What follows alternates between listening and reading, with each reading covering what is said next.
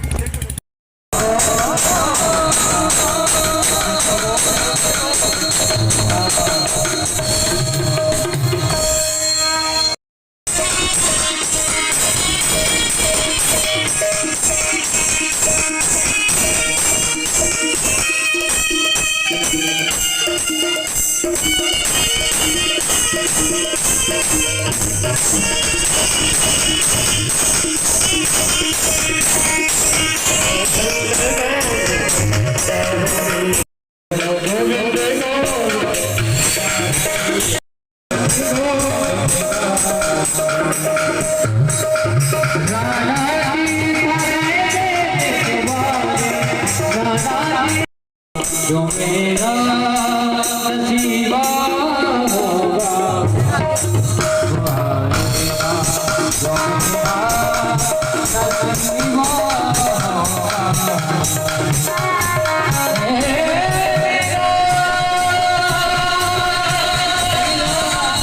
जो मेरा नसीबा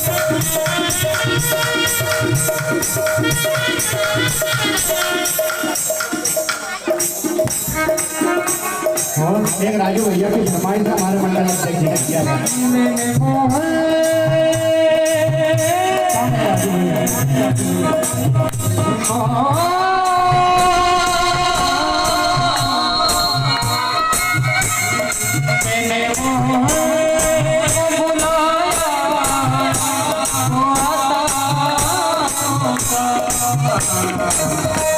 आगे दरबार में हो तुम भी याद मेरे गले होगा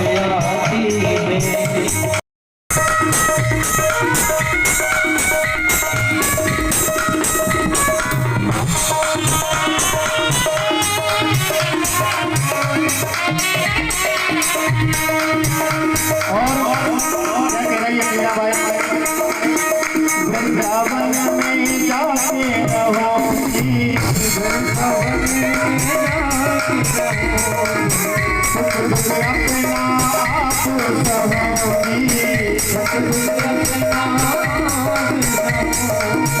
प्रेम प्रीत की राग के धुन रहो, प्रेम प्रीत की राग के धुन रहो, नाच नाच मेरे गाओगी, मैं तो गोविंद गोविंद गाऊंगी, तो गोविंद गोविंद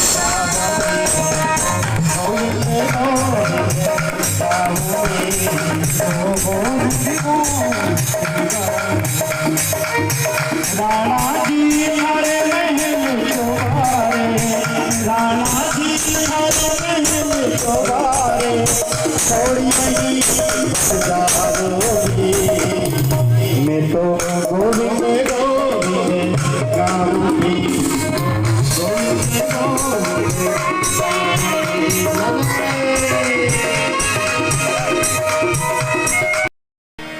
राणा जी थारे महल चौबारे, राणा जी थारे महल चौबारे, छोड़ यही बस जाओगी। और मीरा बाई क्या कह रही है, मैं तो विश्वास हो गया मेरा, कुछ आंखें बंद हो, घटना कोई आती है सामने तो घटना टल गई, यह साक्षात ईश्वर ने बचाया, नहीं तो नहीं बचा, क्योंकि वो आग तो नहीं डोर जुड़ गई। अब कोई सहारा नहीं है, भाई न परिवार न पिता न बेटा न माँ, तब वो प्रकट ईश्वर कहीं नहीं, ईश्वर यही है। भाव हमारा अच्छा चाहिए, इसलिए आज के जमाने में कितनी श्रद्धा है, मन से हो आत्मा से हो, काम कोई भी करो भले, लेकिन अच्छे मन से करो, ईमानदारी से करो और उसके अर्पण करो। मेरा कुछ नहीं जो है अच्छा है तो तेरा, बुरा तेरा, मुझसे जो सदा तेरे खातिर मैंने किया, अब तू जान, तो वो जान जाएगा। इसी कलयुग में सब चीजें अपने सामने देखी। अपन ने नरसी का अपन पढ़ते हैं, नरसिंह मेहता का, मीरा को पढ़ते हैं, सूरदास को पढ़ते हैं, ये भी इसी युग की बात है ना, 300-400 वर्ष पुरानी बात है, वही 5-6 साल 8 पीढ़ी पहले मीरा स्वयं साक्षात भगवान श्रीनाथ जी में समा गई, द्वारकाधीश की मूर्ति में जाकर। कहाँ? द्वारिका। अरे ये अपना नाथ द्वारा, द्वारिका ने द्वारका नाथ जी, नाथ है द्वारा में, द्वारिका का है, क्षमा करें, द्वारिका। फिर पढ़े नहीं द्वारिका, माँ मीरा भाई का द्वारिका अभी भी पटके का इतना भाग अभी भी मूर्ति से पुजारी दौड़ पड़े, मैं भी चला जाऊँ साथ, उतना ही हाथ मिल गया पुजारी जी के, इसी शरीर से होगी भगवान द्वारकाधीश मान गया, वो तो वो भी द्वारकाधीश है बिल्कुल। जो श्री विग्रह है नाथ द्वारा में, वो भी मथुरा से गया है, आत्मा को बचाने के लिए वहाँ पे पुष्टि को संप्रदाय ने महत्व स्थापित कर दिया। तो ये सब चीजें अभी अभी के हैं सब, ये उसको अब अपने तो छोटी मती छोटी बुद्धि क्या पर जब सकते हैं, लेकिन परमात्मा सबकी रक्षा करे। आप सब लोग रात को 12 बजे भगवान का प्रकटीकरण होगा, उसका आनंद ले, भाग बोल करके आप एक तक देखो तो आपको दर्शन हो जाएंगे। ये मैं कह रहा हूँ, एक तक हो जाओ, निर्लिप्त हो जाओ, बिल्कुल साक्षात ईश्वर की ऐसी लीला है। राधा कृष्ण मंदिर में आकर के यहाँ टांगे पड़नी पड़ी, 2-3 साल डाले नहीं लौटा। अच्छा हो बढ़िया, और ईश्वर की कृपा सब पे बनी रहे। और आगे पंडित जी इसकी छाया के लिए 50,000 काफी है, 1 लाख रुपये छाया। बहुत बहुत बर्तन ध्वनि से देखो, माननीय मंत्री जी कथा भी करके गए और भेंट भी दे करके गए।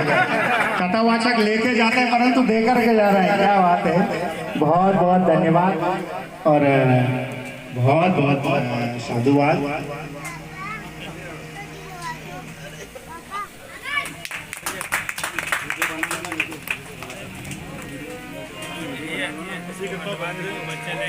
बहुत बहुत धन्यवाद। मैंने इसीलिए विशेष कर 1 सेकंड में अंबार लगा दिया, चीर इतना बढ़ाया। तो ये सब चीजें भगवान के लिए, पर सब भूल जाओ संसार, मैं और मेरा, तू और तेरा, तेरा ही सब, कुछ नहीं है दुनिया में, शून्य हो जाओ। नजर आ रहा है पूरी भागवत का कार्य सुना देना। ईश्वर जब गजो ग्राही लड़े जल भीतर, रक्त कर आया तिल भर सूरज बची जलो, कृष्ण का प्रभु प्रकट हो गए। गजग्राही कथा आपकी भागवत में, इतनी सूल बची पानी में डूबने से सब कर लिया उसने प्रयास, वो ग्राही मतलब मगर छुटकारा नहीं हो पाया। तो हे कृष्ण कब जा रहा हूँ, हे तत्काल भगवान सुदर्शन चलाया और ग्राही को कहिए तो मोक्ष कथा आती है।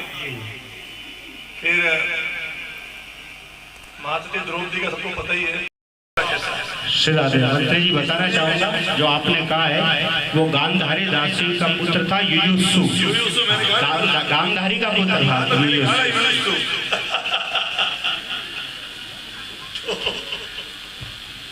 इसलिए क्या कहा, पता नहीं क्या बोल रहा था, क्या कह रहा था मैं? भगवान को आत्मा से स्मरण करो, उस स्मरण मात्र से परमात्मा प्रकट हो जाता है। नहीं तो युगो युगो तपस्या करते रहो। जोगी जति तप से सिद्ध और कामरिया, जाको नित ध्यान लगावे।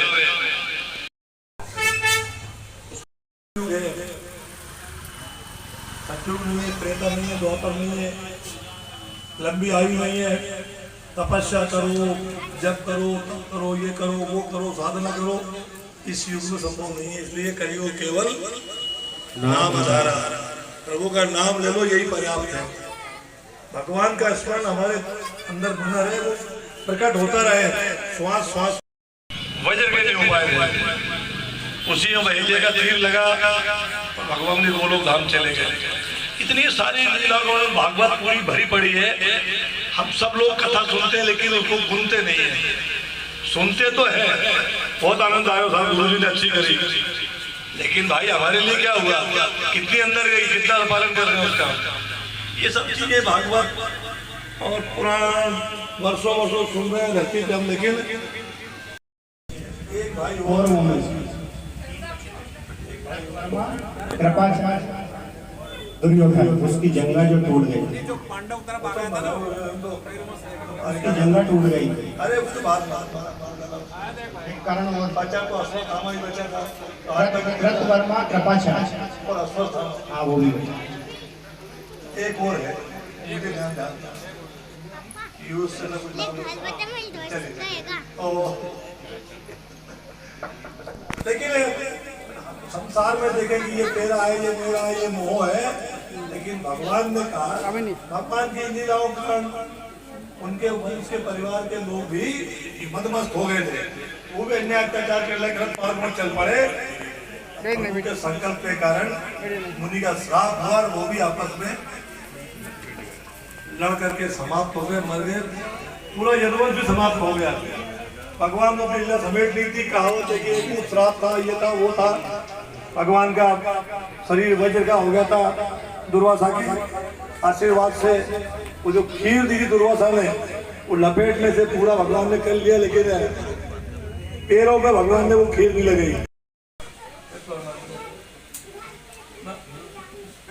नहीं तो ये सब हुआ। और समाप्त करने का भगवान ने अच्छा अवसर पाया। एक बड़ा महायुद्ध हुआ जो धरती पर आज तक के इस संसार में जब से पृथ्वी पर से लेकर सर्वथा महायुद्ध हुआ था, इसमें दुनिया की आधी आबादी खत्म हो गई, सारे समाप्त हो गए। केवल पांडव बचे, कौरव वंश का एक भाई बचा केवल, जो इनके साथ सामूहिक रखता था। युद्ध के लिए कुरुक्षेत्र मैदान तय किया। हरियाणा में जो पांडवों की ओर से खेल दिया, उनकी सहमति के 5 गांव दे दो, कोई रास्ता न बचे। जब कोई रास्ता न बचे तो ही अंतिम फैसला करना चाहिए। आलके के पाल की, आलके के पाल की दूध बनकर दे आज जोड़ लो। हम भी सीख के ये है कि हमारी किसी झगड़ा हो गया, मथुरा में पूरे समय कितनी आपदाएं खड़ी की, हाथी खड़ा कर दिया, कोलिया मत पिला, मथुरा पिला कर कंस आ गया, पता नहीं कौन कौन जो भी, ये सब चीजें आज करते भगवान ने जो है और कंस को समाप्त किया। लेकिन देखिए आज के जमाने में छोटे छोटे स्वार्थ के लिए आदमी भाई भाई का गला काट देता है। मथुरा की सत्ता भगवान को प्राप्त होनी थी, लेकिन उन्होंने सत्ता का उपयोग नहीं किया। अपने नाना को वो सिंहासन सौंप दिया। और जरासंध जो इसका साला था कंस, बड़ा क्रोधित हो गया, बड़ा क्रोधित हुआ। कंस की हत्या का बदला लेने के लिए मथुरा में चढ़ाई कर दी, कई बार चढ़ाई की, कई बार चढ़ाई की। और भगवान ने तय किया कि इसको नहीं मारना है, क्योंकि एक एक आतंकी को ढूंढने के देश भर में जाऊंगा तो ये इकट्ठा आतंकियों को लेकर यहीं को आएगा मेरे सामने, तो एक साथ सबसे संघार हो जाएगा। ऐसा अनेक बार उसको अवसर दिया और अंत में चतुराई से उन्होंने काले था उसका भी वध किया। कुछ उनके श्राप से वो भस्म हुआ गुफा में जाकर के। और फिर आगे की कथा अलग प्रकार चलती है, तो संत लोग बड़े चलते नहीं, तो कुछ जानता नहीं। आगे जरासंध ने भगवान ने वध करा दिया, भीमसेन के हाथों चिंते की तरह इसको छीन के ऐसे भिजवा दिया। उसको वरदान था कि 2 फाड़ करने के बाद फिर से वो जुड़ जाएगा, जीवित हो जाएगा। लेकिन भगवान ने इशारे में ऐसा इशारा कर दिया, एक सीधा एक उल्टा भाग गिरा तो वो जुड़ नहीं पाया दोबारा। और उसके बाद भगवान ने फिर जनता त्रसित ना हो, जनता दुखी ना हो, संकट को परेशान किया। किसी तरह से कूद आई और पलन आया, सट्टासुर आया, आपका ढिंडन आया, कर्णासुर आया, लेकिन उन बाधाओं से निपट के भगवान ने और केवल 11 वर्ष की उम्र में उन्होंने मथुरा गमन किया, कंस का वध किया उस आयु में ही। अब कंस का वध करना तो सामान्य बात थी मानव जीवन के हिसाब से, जैसा तुम भावो। जो हम हमारे लिए छोटे से इस मानव जीवन को जो सीखना वो ये है कि प्रभु ने अवतार होता है, कितने कष्ट झेले उन्होंने। उनसे ज्यादा हम लोग कहते हैं हम परेशान है साहब, हम दुखी है, हमारी ये आपदा आ गई है, उनसे ज्यादा आप तक कष्ट झेली होगी। जन्म ही जेल में जिसका हुआ हो, जन्म के साथ ही माता पिता बिछड़ गए हो, अपने दामाद के साथ बंद कर दिया जेल में, जो संतान उनकी जन्म ली थी उसको वो मार डालता, और फिर वो कन्या के रूप में सातवीं संतान आई और उनने क्या से छूट करके आकाशवाणी दाम्पत्य में उनका अवतरण हुआ। भगवान का जन्म तो नहीं होता, उनका प्रकटीकरण होता है। ईश्वर तो अजन्मा है, उसका कभी जन्म नहीं होता है, ना वो जन्म होता है ना मरता। ईश्वर जन्म है, प्रकटीकरण उनका होता है। सांसारिक लीलाएं वो करते हैं मनुष्य रूप में अपना जन्म लेकर के। वो कारागार में आज के दिन उनका जन्म हुआ, और जैसा कि कल से अत्याचार होता द्वारकाधीश का उत्सव है। संसार में लीला करने के लिए भगवान समय समय अवतरित होते हैं। और गीता में भगवान ने कहा कि जब भी धर्म की हानि होगी, मैं धरती पर इसका भार हरण करने के लिए, भार को कम करने के लिए, दुष्ट दानवों का नाश करने के लिए धरती पर आऊंगा। भगवान कृष्ण का ये अवतार 16 कलाओं के युक्त पूर्ण अवतार है। भगवान विष्णु का 8वां अवतार है।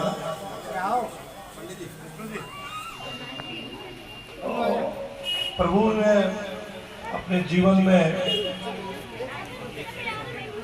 थोड़ा हलचल बंद करो, 2 मिनट बात करूंगा पंडित जी। हाँ 2 मिनट हलचल बंद करो, फिर बात में करना।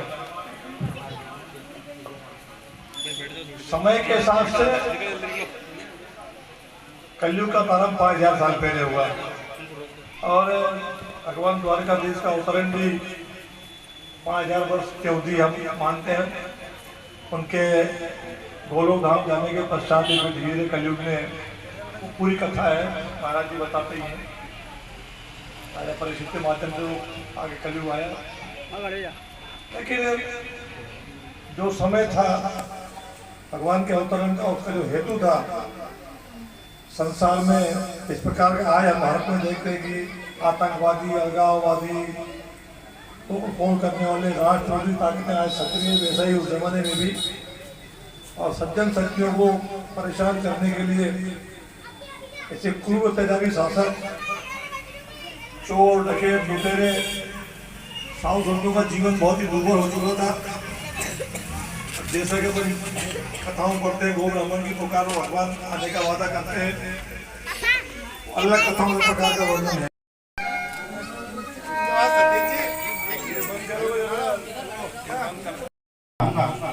क्या पावन पर्व पर अपने क्या बात, छोटो भाई है सर, छोटो भाई अधिकार है विष्णु भगवान का। श्री राम, श्री राम। शाम की तरह जाओ, साथ में शाम में इधर आओ। करतल ध्वनि से स्वागत करेंगे। पुष्पारंभ से स्वागत किया जा रहा है। जी जय हो, जय हो, राधा रानी सरकार की जय हो।